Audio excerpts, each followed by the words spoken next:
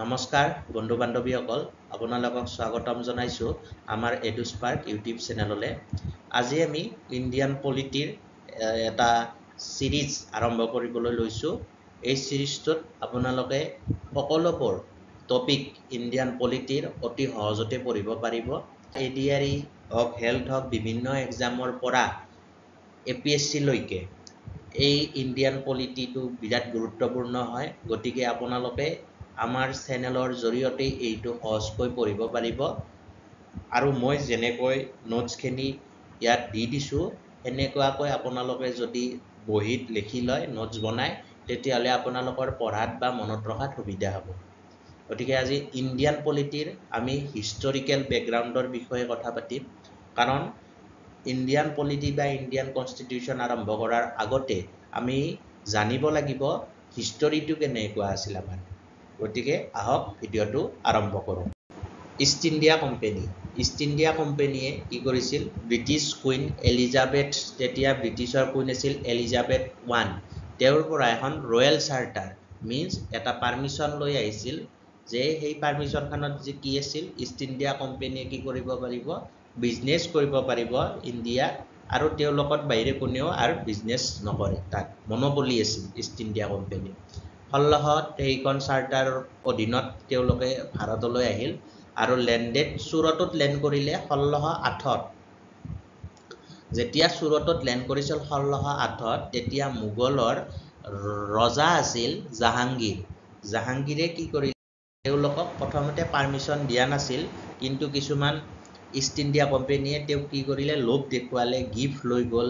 তেতিয়া তেওঁলোক কৰিলে জাহাংগীৰে পাৰ্মিশ্যন দিবলৈ বাধ্য হ'ল।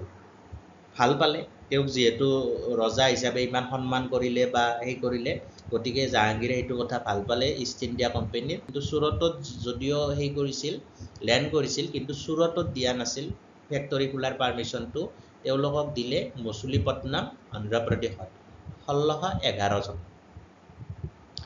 তাৰপিছত ইষ্ট ইণ্ডিয়া কোম্পানীয়ে লাহে লাহে কি কৰিলে? তেওঁলোকৰ এইটো প্ৰসাৰিত কৰিলে ট্ৰেডটো, আৰু ছেকেণ্ড ফেক্টৰীটো লগালে চুৰতত 1612 খ্ৰীষ্টাব্দত।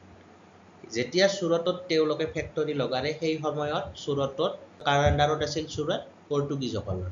পৰ্তুগীজে তাতে বিজনেছ কৰা হওক বা সেই সকলোবোৰ কাম চাই আছে। পৰ্তুগীজে তাত বিজনেছ কৰি আছে, আৰু যিহেতু দুটা একেলগে বিজনেছ কৰা, সেই একে ট্ৰেড কৰা, সেই একেলগে থাকিব নোৱাৰে। সেইকাৰণে বেটেল অফ চুৱেলি বা চুৰট 1612ত এখন যুদ্ধ হ'ল। সৰু এনেকুৱা নাওৰ যুদ্ধ, স্মল নেভেল বেটেল এখন হ'ল ইষ্ট ইণ্ডিয়া কোম্পানী আৰু পৰ্তুগীজৰ মাজত। আৰু তাত কোনে জয়লাভ কৰিলে? ইষ্ট ইণ্ডিয়া কোম্পানীয়ে জয়লাভ কৰিলে। তাৰপিছত এইজন থমাছ ৰ' লেফ্ট ছাইডত,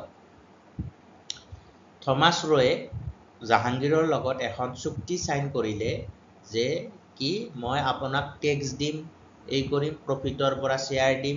গতিকে জাহাংগীৰেও তেওঁলোকক কি দিলে? এক্সক্লুচিভ ৰাইটছ দি দিলে চুৰতত ট্ৰেড কৰাৰ কাৰণে, বিজনেছ কৰাৰ কাৰণে। গতিকে তেওঁলোকে তাত কিনা বেচা সকলোবোৰ কৰিব পাৰিব, প্ৰডাকশ্যন কৰিব পাৰিব। আৰু যিহেতু এইবিলাক কৰাৰ কাৰণে কিছুমান বস্তুৰ প্ৰয়োজন হ'ব, গতিকে ইম্পৰ্ট এক্সপৰ্ট চলি থাকিব, ইয়াৰ পৰা বস্তু বনাই পঠাব বেলেগত। গতিকে এটা কি লাগিব? ট্ৰেডিং পৰ্ট লাগিব। মানে আগতে যিহেতু যিবিলাক ইম্পৰ্ট এক্সপৰ্ট হৈছিল সেইবিলাক জাহাজেৰে কৰিছিল, বেছিভাগ জাহাজেৰে সুবিধা আছিল। সেইকাৰণে ট্ৰেডিং পৰ্ট কিছুমান বনাব। চুৰতত বনালে 1619ত, মাদ্ৰাছত 1639ত, বম্বেত 1668 আৰু কেলকাতা 1690। এনেকৈ তেওঁলোকে চলি থাকিল। আৰু শ্বাহজাহানৰ সময়ত 1634 খ্ৰীষ্টাব্দত ইষ্ট ইণ্ডিয়া কোম্পানীয়ে তেওঁলোকৰ যিটো বিজনেছ সেইটো বেংগললৈকে প্ৰসাৰিত কৰিলে, কাৰণ পাৰ্মিশ্যন শ্বাহজাহানে দি দিলে। তাৰে পিছত তেওঁলোকে এখন কি হ'ল? নিজৰ নিয়ম কানুন বনাবৰ কাৰণে এখন চাৰ্টাৰ এক্ট আনিল 1670, right to autonomous territorial acquisition. মানে তাত যিখিনি জেগাত তেওঁলোকে একুৱাৰ কৰিব টেৰিটৰি, তাত তেওঁলোকৰে ৰুল চলিব। আৰু civil and criminal jurisdiction over workers working under East India company.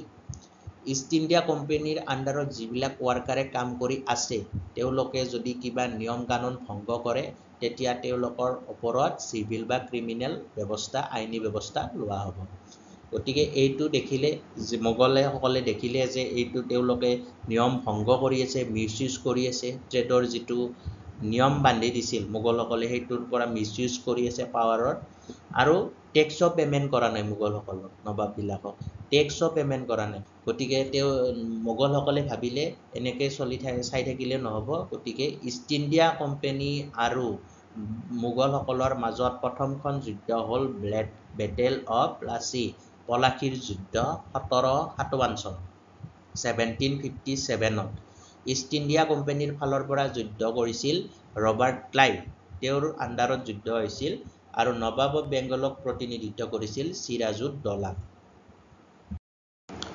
East India কোম্পানীয়ে কি কৰিলে তেওঁলোকে ডমিনেট কৰিলে আৰু মিছইউজ কৰি আছে পাৱাৰটো বেছিকৈ কৰিলে গতিকে প্ৰথমখন যুদ্ধত যিহেতু একো ফল নাপালে সেইকাৰণে এখন দ্বিতীয় যুদ্ধ লাগিব লগা হ'ল মোগল আৰু ইষ্ট ইণ্ডিয়া কোম্পানীৰ মাজত সেইখন হৈছে বেটেল অফ বক্সাৰৰ যুদ্ধ ফেমাছ যুদ্ধ এখন 1764 1764 চন বক্সাৰখন কি এখন টাউন হয় ক'ত আছে অৱস্থিত banks of the Ganga river এইটোও কিন্তু কুৱেশ্যন আহি থাকে এক্সামত যে বক্সাৰ টাউনখন ক'ত অৱস্থিত banks of the Ganga river within the territory of বিহাৰৰ টেৰিটৰিত আছে আৰু গংগা নদীৰ পাৰত অৱস্থিত বক্সাৰৰ যুদ্ধখন ইষ্ট ইণ্ডিয়া কোম্পানীৰ ফালৰ পৰা প্ৰতিনিধিত্ব কৰিছিল হেক্টৰ মুনৰো আৰু মোগলসকলৰ ফালৰ পৰা লাগিছিল মীৰ কাছিম তেতিয়া মীৰ কাছিম আছিল নবাব বেংগলৰ নবাব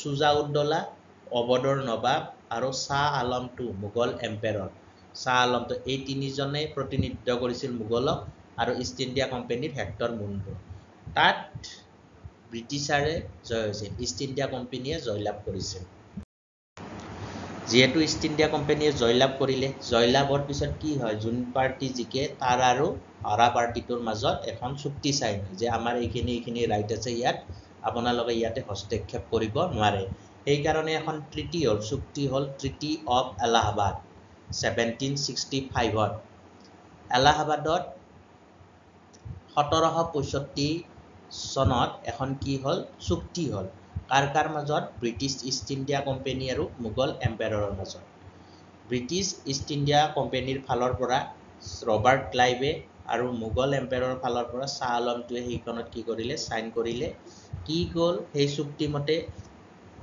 ইষ্ট ইণ্ডিয়া কোম্পানীয়ে দিৱানী ৰাইট যিটো আগতে ৰেভিনিউ কালেকশ্যন কৰি নবাবসকলক দিব লাগিছিল সেইটো তেওঁলোকে নিজে কালেকশ্যন কৰিব আৰু নিজৰ হাততে ৰাখিব right to collect revenue from Bengal Bihar Orissa এই তিনিওটা জেগাৰ পৰা তেওঁলোকে কি কৰিব পাৰিব ৰেভিনিউ কালেকশ্যন কৰিব পাৰিব যদি ভিডিঅ'টি এতিয়ালৈকে চাইছে তেতিয়াহ'লে ভিডিঅ'টি লাইক শ্বেয়াৰ কৰিব আৰু চেনেলটি ছাবস্ক্ৰাইব কৰিবলৈ নাপাহৰিব আৰু কমেণ্টত জনাব আপোনালোকক কেনেকুৱা টপিকৰ ওপৰত ভিডিঅ' লাগে আৰু আজিৰ ভিডিঅ'টিত এইখিনিয়ে আছিল পিছত পুনৰ লগ পাম অন্য এটি ভিডিঅ'ৰ সৈতে ধন্যবাদ